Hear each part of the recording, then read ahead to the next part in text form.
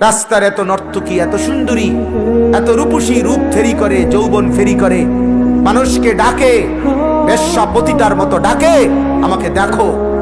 সেখান থেকে যে মানুষগুলো চোখ নামায় ফেলে, সে কি পরিমাণ মুমিন ভাবেন তো। আল্লাহ বুঝি তার কথা মনে রাখবে না? কয় কি আল্লাহ তো বলবে, বান্দা তুই তো কলজাটা ছিড়াইছিলি আমার লাগিয়া, বেটা তুই কলজাটা ফাড়াই লাইছিলি, তোর কি যেমন চাইছিল আমি তো জানি, কিন্তু তুই দেখোস নাই।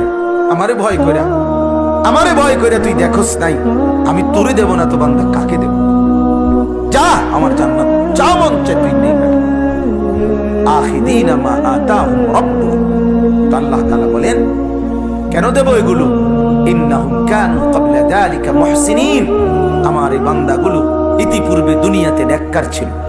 কি ছিল বলেন না? নেককার ছিল, নেককার ছিল। যে মানুষগুলো ফজরের ওয়াক্তে বুড়ো বুড়ো কিছু মুরব্বী, আহা অসুস্থ দুর্বল, লাঠি ভর করে করে হলেও মসজিদে ফজরের নামাজের জামাতে আসে, কি মনে হয় ছেলেরা ওনাদেরকে মাওলা আলাদাভাবে আদর করবে না? না, অবশ্যই অবশ্যই করবে। ফাসাউফা তারা ইদিন কাশাফাল গুবারু আফারাসুন তাহতা রিজলিকা আম হিমার, অচিরেই তুমি দেখতে পাবা তুমি বুদ্ধিমান ছিলা নাকি নামাজি বুদ্ধিমান ছিল, ঘোড়ার পিঠে ছিলা না গাধার পিঠে ছিল। এটা আরবি একটা প্রবাদ আর কি। এক কোনা দিয়া যুদ্ধের ময়দানে যুদ্ধ হইতেছে, তো যুদ্ধ চলতেছে পুরা মাঠে। এক কোনা দিয়া সবাই লক্ষ্য করছে যে এখানে বালু, খুব বালু উঠতে আছে। সবাই মন্তব্য করতেছে মানব কারবার হইতেছে এখানে। ওই সাইডে মনে সুরে লাইতেছে, মানে মেন যুদ্ধটা হইতে আছে ওই কোনা, মানে যেভাবে বালু উঠতে আছে। কিছুক্ষণ পরে যখন বালু সরে গেছে, দেখে একটা গাদার পিঠে বইয়া ইচ্ছা করে বালু উঠাইতেছে। আফারাসুন তাহতা রিজলিকা আম হিমার, ইচ্ছা করে বালু উড়ায়। আসলে যুদ্ধের কোনো নাম গন্ধ নাই। তো আমরাও বলি, যুবক তুমি তো মনে করছো কি রঙে আছো, মানুষের বেডি চাও, মানুষের বেডি চাইতে আসো, মোবাইলে উলঙ্গ ছবি দেখো, নাচ দেখো, তুমি কি বুদ্ধিমান? ও চিরেই দেখবা তুমি আসলে গাধার পিঠে বসে বালু উড়াইছো, যুদ্ধ করো নাই, ঘোড়ার পিঠে চড়ো নাই, তুমি জীবন কিছুই বোঝো নাই, তুমি ধোঁকা খেয়েছো, প্রতারিত হয়েছো, প্রতারিত হয়েছো। নারীর ফাঁদ, ধোঁকা। ফাত্তাকুদ দুনিয়া ওয়াত্তাকুন নিসা, নবী বলছেন দুনিয়ার মায়া জাল ভয় করো, নারীর ফাঁদ ভয় করো। নারীকে লজ্জা করা না, নারীকে অপমান করা না। নারী যদি মা হয় সে সম্মানী, নারী যদি স্ত্রী হয় সম্মানী, নারী যদি বোন হয় সম্মানী, নারী যদি আমার ফুফি হয় সম্মানী, নারী যদি আমার দেখার অনুমতি প্রাপ্ত নারী হয় সে তো আমার সম্মানী, নারী যদি ভিন নারী হয় সেও আমার সম্মানী। কি সম্মান? না দেখাই তাকে সম্মান, তাকে পর্দায় থাকতে দেওয়া, এটাই সম্মান, এটাই ইজ্জত, এটাই ইজ্জত। অতএব আল্লাহ তাআলা বলেন আমার জান্নাতি বান্দাকে এত অফুরন্ত নিয়ামত কেন দিব? কারণ সে ইতিপূর্বে দুনিয়ায় কি ছিল? ফরহেজগার ছিল, মুহসিন ছিল। এবার বাকি পরিচয়টুকু বলি। তিনটা গুণ বলছে আল্লাহ। কেমন ফরহেজগার ছিল, কেমন নেককার ছিল দুনিয়াতে, আল্লাহ উদাহরণ দিতে গিয়া বলছে শোনো বান্দা কেমন ছিল বলি। আমার জান্নাতি বান্দা দুনিয়ায় কি আমল করছে? এক, কানু কালিলাম মিনাল লাইলি মা ইয়াহজাউন। আল্লাহ বলে শোনো, আমি বলি, আল্লাহ বলে বান্দার কথা, বলতে যে আমার এই বান্দা না পুরা মহল্লা ঘুমায় গেছে রাত্রে, এ রাত জেগে অল্প সময় ঘুমাইতো, বাকি রাত আমার জন্য জেগে থাকতো। আমি তো দেখছি। কানু কালিলাম মিনাল লাইলি মা ইয়াহজাউন। আল্লাহ বলে কেন জান্নাত দিলাম, কেন নহর বেষ্টিত করে দিলাম, কেন আমি রব্বুল আলামিন আমার তরফ থেকে দিল ভরে দিলাম। আল্লাহ বলেন এক নাম্বার কারণ হলো কানু কালিলাম মিনাল লাইলি মা ইয়াহজাউন। রাত্রির খুব কম অংশই তারা ঘুমাতো, বাকি রাত জেগে জেগে কখনো সেজদা দিত, কখনো তাহাজ্জুদ পড়তো, কখনো জিকির করত, কখনো গুনগুনিয়ে কাঁদে আমি আল্লাহকে ডাকতো।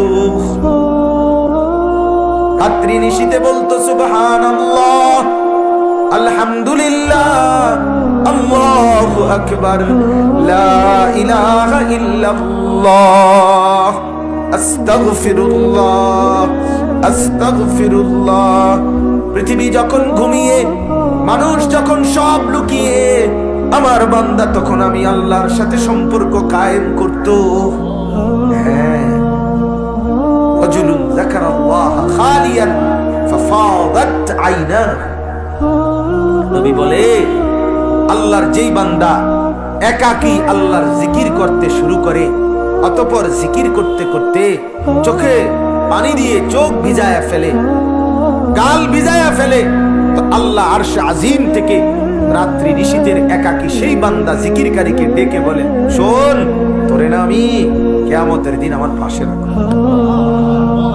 তুই আমার আরশে আমার লগে বইবি, মাতিস না, তুই কাঁদ, তোর চোখের পানি আমি কদর করলাম, যা। ইউযিল্লুহুমুল্লাহু ফি যিল্লি, আল্লাহ আরশের নিচে ছায়া দিবে আল্লাহর সেই বান্দাকে, যে বান্দা একাকী আল্লাহর জিকির করে আর একাকী কাঁদে। ফাফাদাত আইনা, চোখ ভাষায় কেঁদে কেঁদে। আল্লাহ আমাকে তৌফিক দান, আমাকে তৌফিক দান। কানু কলিলাম মিনাল লাইলি মা ইয়াহজাউন, রাত্রি যারা কম ঘুমাতো, আমার বন্দেগীতে রাত কাটিয়ে দিত। আল্লাহর নবী সাল্লাল্লাহু আলাইহি ওয়াসাল্লামের স্ত্রী আম্মা জান আয়েশা রাদিয়াল্লাহু তাআলা আনহা, এশার নামাজের কিছুক্ষণ পরে নবী আসছে ঘরে। আল্লাহর নবী সাল্লাল্লাহু আলাইহি সাল্লাম কথাবার্তা সেরে বিশ্রাম করতে শুইছে, হযরত আয়েশা পাশে শুইছে স্ত্রী। কিছুক্ষণ পরে হযরত আয়েশা বলে, আমি হাত বাড়িয়ে দেখি আমার স্বামী আমার পাশে শোয়া নাই। চোখ খুলে দেখি তিনি আমার হুজরাতেই আমার পাশে নামাজের জন্য দাঁড়িয়ে গেছে। হযরত আয়েশা বলেন, আমি ভাবলাম দেখি কতক্ষণ দাঁড়ায়, কতক্ষণ নামাজ পড়ে, ক্লান্ত মানুষ, সারাদিন দাওয়াত দিয়েছে মানুষকে, আর কতক্ষণই পড়বে। আমি চোখ খুললাম, দেখি রাসূল আমার, নবী আমার কতক্ষণ তাহাজ্জুদ পড়ে, রাত্রে নামাজ। হযরত আয়েশা বলেন, তাকিয়ে দেখি বেলালের ফজরের আজানের ওয়াক্ত হইছে, সরওয়ারে দু আলম তখনও কেবল দাঁড়িয়েই আছে।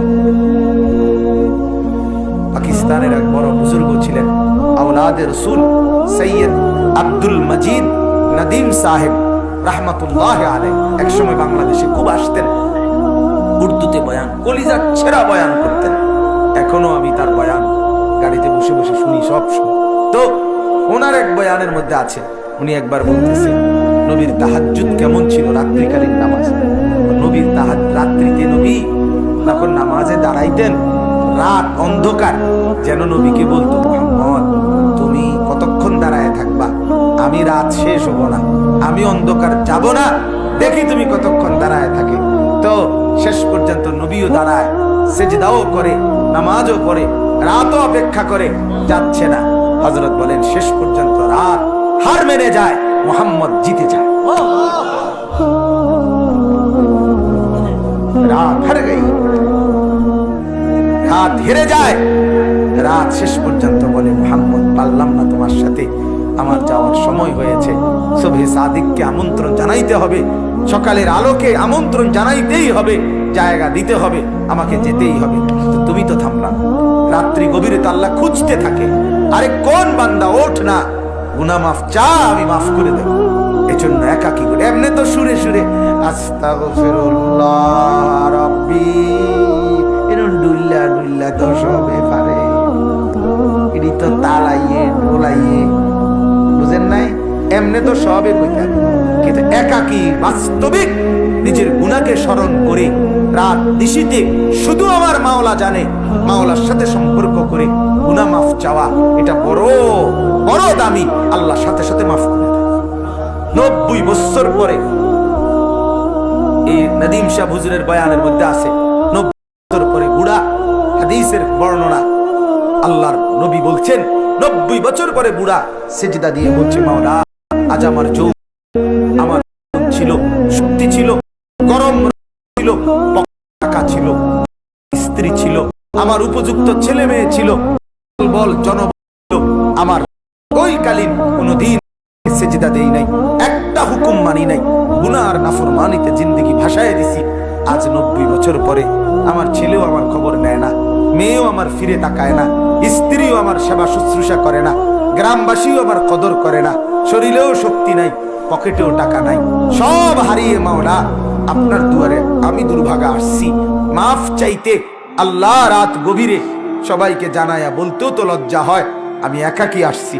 আল্লাহর নবীকে আল্লাহ বলছে, বন্ধু এই সময়ও যদি আমার বান্দা আসে 90 বছর পরে, কসম বন্ধু আমি ওয়াদা দিলাম ওরে আমি মাফ করে, ওরে মাফ। রাত্রি নিশীতে আমি সইতে পারি, যখন আমার কাছে ফেলে আমি আর পারি না, আমি সব রাগ হজম হয়ে যায়। অফি আমওয়াল হাক্কুল লাইলি ওয়াল মাহরুম। সর্বশেষ হলো আল্লাহ তাআলা বলেন, আমার বান্দাকে কেন জান্নাত দিয়েছি জানো? একে তো সে রাত্রি জেগে বন্দিগি করত, 2 রাত গভীরে গুনাহ মাফ চাইতো, 3 নিজের সম্পদ যা উপার্জন করত, অভাবী দুস্থ অসহায় মানুষের হক আছে আমার, এটা মনে করে দিতে থাকে।